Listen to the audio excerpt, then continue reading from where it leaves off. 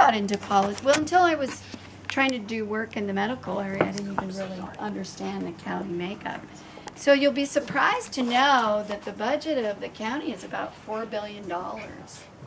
It's big.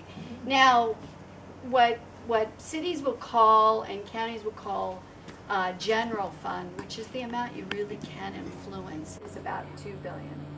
But of that $4 billion, about $1.7 billion is the health and hospital. So the biggest chunk is health and hospital. The next biggest chunk is safety. So it's the sheriff, it's emergency preparedness, it's the district attorney's office, etc. And that's about $650 million. And then there's another area called children, families, and seniors, and that's about $600 million. So you've got the hospital, $1.7 billion. You've got safety, about $650, and then you've got social services, in essence, around $650. The county really gets to decide about $2 billion of that budget. The rest is almost pass-throughs. The revenue comes about 30% from the state, about 30% from property taxes, and about 20% from federal. And then there's some other, there's fees and et cetera. So you can imagine with what's going on in the state, what effect that has on the county budget. And the county believes that over the last 10 years, they've had to cut about $1.8 billion out of those 10 years of budget, because the revenue coming in gets to be less and less. We all know property taxes are down. They have their employment level has been pretty consistent over that 10 years, always having to reduce a little bit because of the economy. So one person, Susie Wilson, who was a county supervisor many years ago, said, if you compare the cities take care of, she said, more like things. They take care of the roads you have internal. They build your library. They take care of really the capital that's spent, versus the county is more what happens to people. So it's, as Liz likes to say it, the current county supervisor, she likes to say that the county takes care of the neediest and naughtiest. So and that was a good way of putting it. So from a neediest, it's your hospital and all your clinics. They take care of anyone needing care, whether they have the financial means or not. Not that they won't go after your financial means to try and balance their budget, but they're also critical to each of us. If we're in a car accident, we are much more likely to be taken to Valley Med through either a helicopter or through ambulance than anywhere else.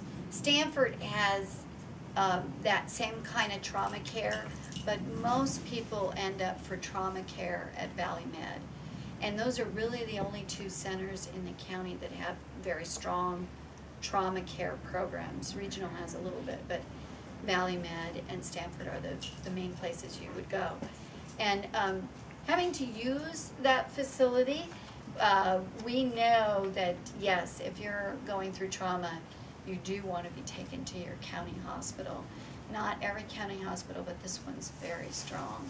And if you go by there now, we all passed an $800 million bond 2 years ago, and they are expanding the hospital because so much of it was not earthquake safe anymore. So if you go by, you'll see it's a pretty strong system. Now you might say, the other things that the county takes care of is health and hospital, sheriff, the jails. I don't know if many of you have been reading, but there's a realignment going on in the whole prison system, because the state is just can't keep locking up so many people without making sure that they take care of them very well. So the belief by the governor is if we move them more locally, that we'll have the less hardened criminals locally. It will be more cost effective, and there will be more programs to try and rehabilitate. Is that it? I was trying to figure out a way to. That's a great, thank you. I'm sorry to interrupt you. No, that's perfect. I should have thought of that. I'm like, I was trying to figure out how to get a umbrella there or something. But so there's the jails. A lot of land use. This district goes from Palo Alto, goes from Saratoga South up to Palo Alto. It goes over to Sunnyvale at El Camino, and it includes Stanford. So it includes Saratoga, Los Altos Hills, Mountain View, half of Sunnyvale, Palo Alto, and Stanford, and some of the unincorporated areas. And so land use, I think, is pretty critical in this part of the county because not every part of the county understands how much we should protect our hills. I think people should be able to build what they want within reason, which is, I don't think we want huge mansionettes up in our hills. And in the eastern foothills, they have houses as big as, I think there was one going in, it was like, do you remember, Julia, 23,000 square feet or something like that. So land use is pretty critical, I think, to this part of the county. There's also transportation. Many of our libraries, our county libraries, were rated one of the best in the United States. And of course, the county has a very large fund for parks. And I'll tell you one example. They like to leverage their money. So Saratoga is trying to do a Saratoga to the Sea. And the city put in $250,000, the county put in put in 500, and Mid-Penn put in 250.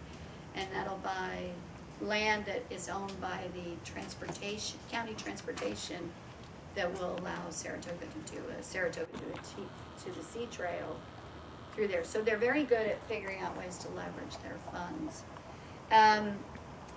So I'll go a little bit why I think I'm very appropriate and would be the right candidate for the county supervisor. I started out 20 years in high tech, so I was in applied materials, as we talked about. For 20 years, I was the first female they ever put in sales, and they weren't sure that would work because back then, this is going back a ways, most of the engineers were male. But they found what I was good at was getting customers to buy our products because we were applied materials. So I would try and Applied had about 8 different product groups, and I would try and get the customer to say, look, if you buy all from Applied, then you're going to be taken care of in all these areas. So I did very well at Applied, and I would still be there today if Marie and Nick's youngest brother hadn't been born with an extremely rare syndrome. And Robert went through about 23 surgeries, I think, before we had him diagnosed at 5. And it's a very rare syndrome. Most doctors have never heard of it. There's about 300 cases in the world right now. And he ended up going through 2 bone marrow transplants. And my husband and I lived in UCSF roughly 8 months between the 2 bone marrow transplants. And Robert almost died twice, came very close to death. And I decided that it was time to change at least my focus from business. Now, fortunately, I waited till after we all made some very good money at Applied Materials. They let me go on a leave of absence, and at that time they were a great company. I made more on my leave of absence than I did when I was going to work because they let me vest my stock for the next 5 years. So I decided to go into the health area, and I decided the best way to get into the health area was to go government. So I ran for Saratoga City Council, was on the council for 8 years, and mayor twice. And I did find a way to increase our revenue about 5% going forward every year, which is not easy to do. But we tied in with a couple other cities, went for some funding that should have been ours, and it had been taken away from us about 20 years before. And we worked it politically and were able to get the funding back. So that's, that's kind of my call to fame in Saratoga. I also